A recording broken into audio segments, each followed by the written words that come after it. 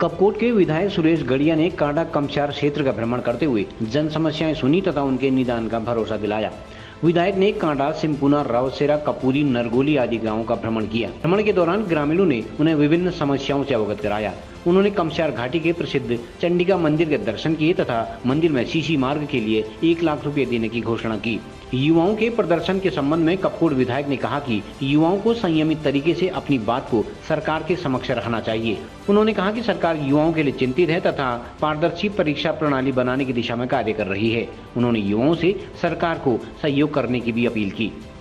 जो मां चंडिका मंदिर समिति है, उनके द्वारा जो मांग रखी गई है उसमें से कुछ मांग हमने पूरा करने के लिए उनको बात कही है और बाकी भविष्य में जैसे जैसे चीज़ें दिमाग में आएंगी, जैसे जैसे समिति बात रखेगी, वैसे वैसे सरकार से आग्रह करके उसको भी ठीक करने का काम करेंगे, जिससे धार्मिक क्षेत्र में, क्योंकि हमारा कपकोट विधानसभा तो अपने आप में देवभूमि है और पर्यटन के क्षेत्र में लगातार हम कोशिश में हैं कि यहाँ पर्यटन को स्वरोजगार बनाकर यहाँ के जो युवा हैं वो बाहर न जाकर अपने ही क्षेत्र में, अपने ही इलाके में अच्छा कीर्तिमान स्थापित करके स्वरोजगार के माध्यम से अपना जीवन यापन कर सकते हैं और जिससे उनका घर परिवार भी एक लंबे समय के लिए खुशहाल और अच्छी ज़िंदगी यहाँ पर जी सकते हैं। क्योंकि हम बहुत महानगरों को हमने देखा है, पर लेकिन जितना शुद्ध, साफ और जितने ईमानदारी से लोग यहाँ काम करते हैं शायद ही कहीं दिखता होगा।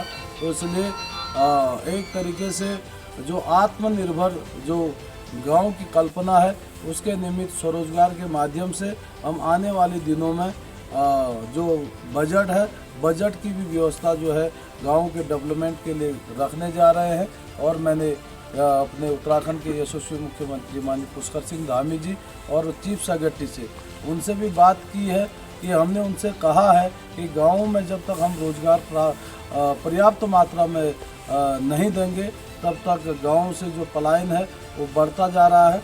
और लेकिन हम जब गांव की ओर जब रोजगार को स्वरोजगार के माध्यम से लोगों को रोजगार देने का काम करेंगे ना, सारे युवाओं को थोड़ा धैर्य रखना चाहिए और सरकार पर विश्वास करना चाहिए, क्योंकि सरकार जिस तरीके से रोजगार देने का काम कर रही है, जिस तरीके से भर्तियां खुली है, तो एक तरीके से सरकार बहुत पारदर्शी तरीके से काम करना चाहती है और बहुत ईमानदारी के साथ। और जिसने भी पढ़ लिख कर अपने भविष्य को सुंदर बनाने का काम, अपने जो सपना देखा है उसको साकार करने के लिए सरकार लगातार तत्पर है और उस पर प्रयासरत भी है। तो लोगों को थोड़ा सहयोग सरकार का करना चाहिए।